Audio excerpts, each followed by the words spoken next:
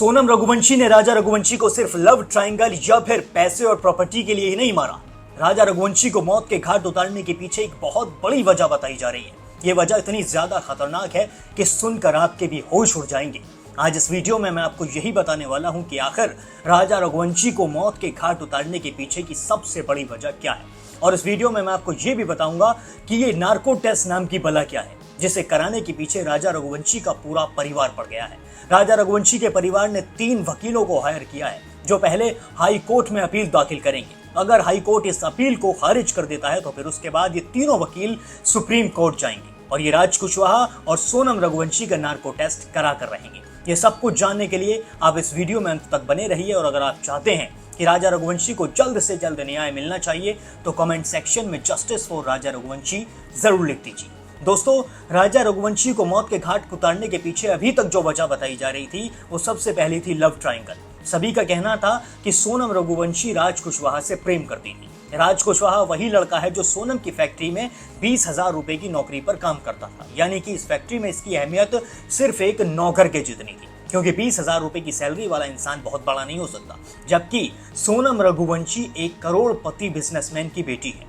वो एक इतने बड़े अमीर व्यक्ति की बेटी एक नौकर से प्रेम कैसे करती थी, सबसे पहले सवाल ये खड़ा हो गया। और अगर वो उससे प्रेम करती थी तो वो उसके साथ भाग सकती थी या फिर उसके साथ कहीं भी जाकर अपना घर बसा सकती थी। वो राजा रघुवंशी को जान से नहीं मारती, और अगर उसे राजा रघुवंशी को मारना ही होता तो वो उससे शादी न करती। शादी बड़ी धूमधाम से हुई, सारी रस्में हुई, सब कुछ हुआ, संगीत हुआ, गीत हुआ, मेहंदी हुई, हल्दी हुई, सब कुछ शादी में हुआ। जैसे कि आपने वीडियोस में भी देखा होगा, फोटोज में भी देखा होगा, सोनम किन्हीं जगहों पर खुश भी दिखाई दे रही है और कई जगहों पर वो दुखी भी दिखाई दे रही है। जैसे कि एक नॉर्मल ब्राइड होती है, एक नॉर्मल दुल्हन होती है, वो कहीं इमोशनल होती है, कहीं खुश होती है, और फिर उसकी जब विदाई होती है तो सोनम रघुवंशी रोते हुए भी दिखाई दे रही है, उसकी आंखों से आंसू निकलते हुए दिखाई दे रहे हैं।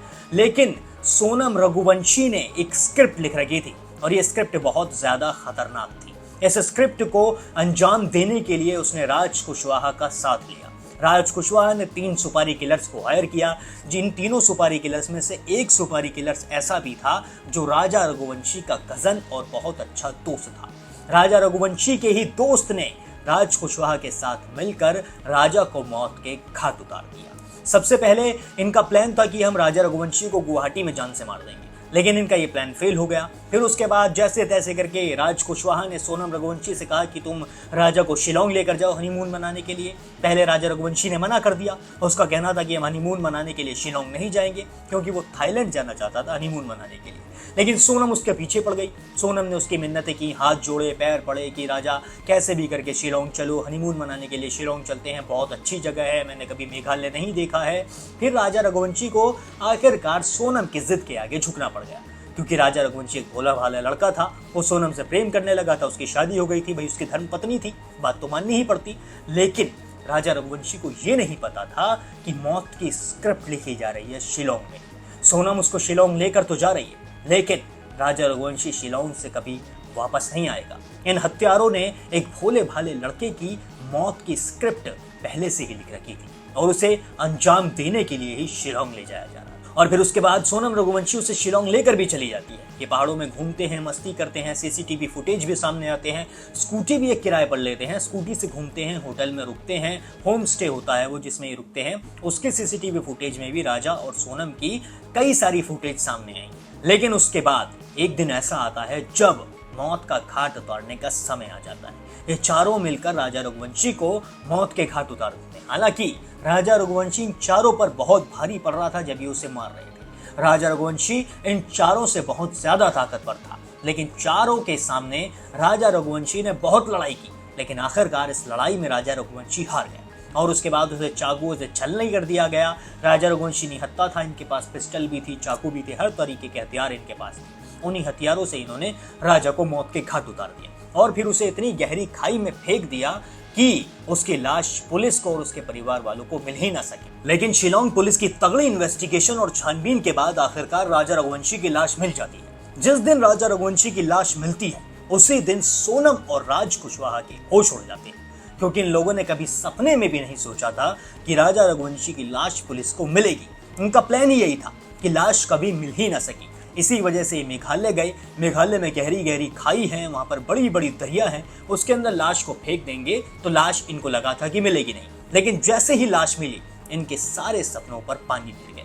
इनके दिमाग में आ चुका था कहीं ना कहीं कि अब ये पकड़े जाएंगे, और जब ये पकड़े गए उसके बाद हुए सबसे बड़े खुलासे। इन खुलासों में नए नए किरदार निकल कर सामने आए।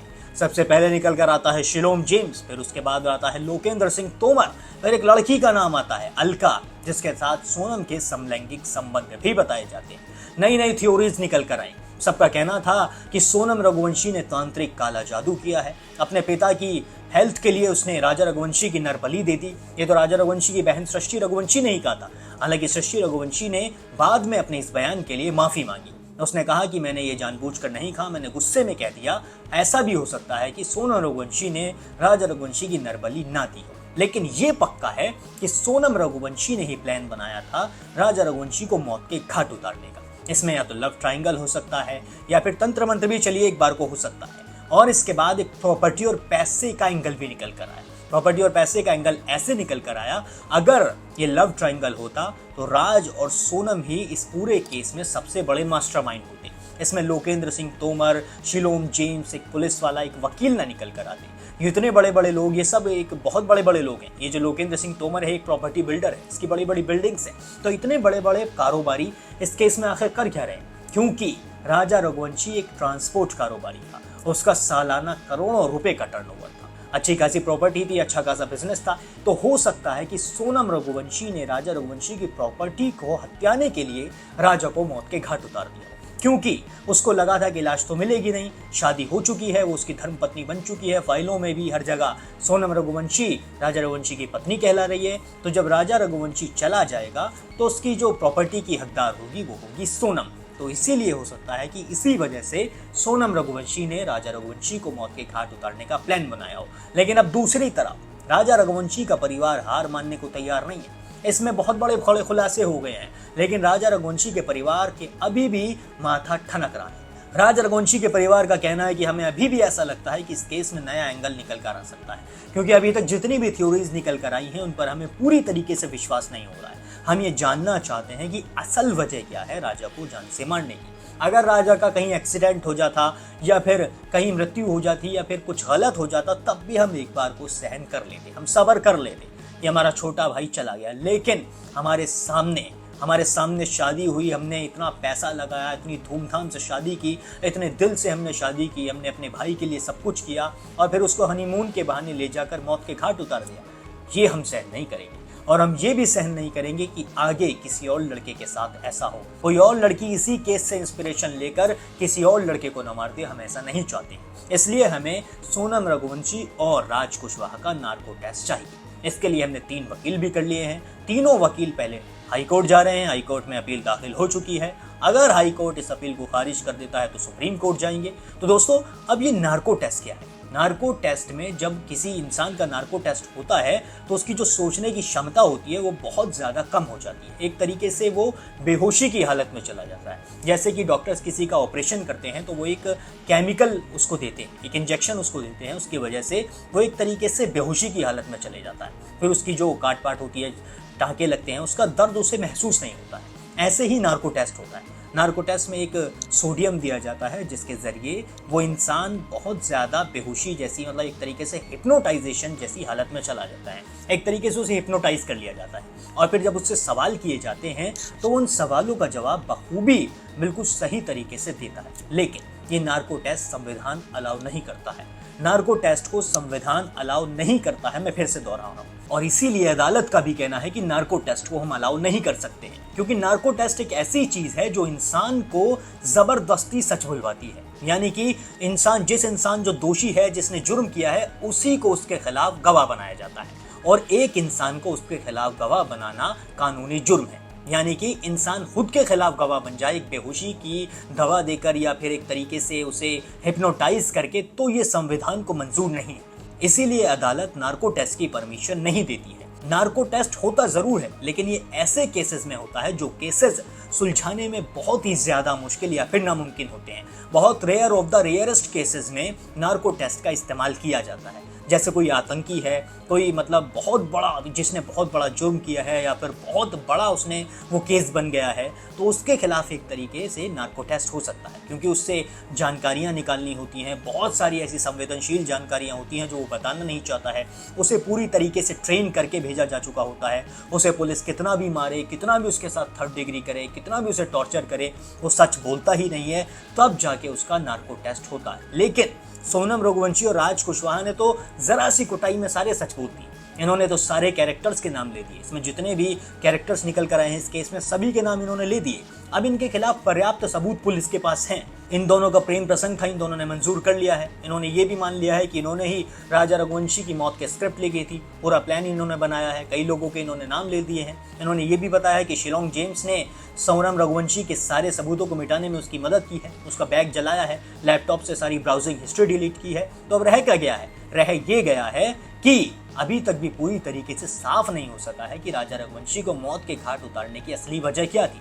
आप लोग कमेंट्स में कहते जरूर है कि राजा रघुवंशी को मौत के घाट उतारने के पीछे प्रॉपर्टी हो सकती है या फिर लव ट्रायंगल हो सकता है, लेकिन आपकी बात सही है। मैं आपकी सारी कमेंट्स पढ़ता हूँ, मुझे आपकी बात सही लगती है, लेकिन सोनम रघुवंशी के घर वाले भी ये मानने को तैयार नहीं है कि राज कुशवाहा से सोनम प्रेम कर सकती है, क्योंकि राज कुशवाहा एक नौकर है।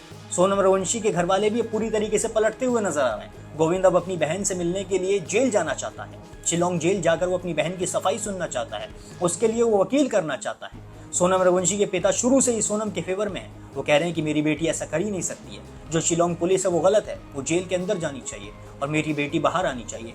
इसी वजह से अब राजा रघुवंशी के परिवार को सख्ती बरतनी पड़ रही है। अब राजा रघुवंशी का परिवार नार्को टेस्ट के पीछे इसीलिए पड़ गया है कि कहीं सोनम रघुवंशी के घर वाले उसे बचा न लें और उनके बेटे को इंसाफ ना मिले, ऐसा भी हो सकता है। अगर आप चाहते हैं कि राजा रघुवंशी को इंसाफ मिले तो इस वीडियो को इतना ज़्यादा शेयर करिए कि ये इतने ज़्यादा लोगों के पास पहुंचे और वो कमेंट्स में जस्टिस फॉर राजा रघुवंशी लिखें।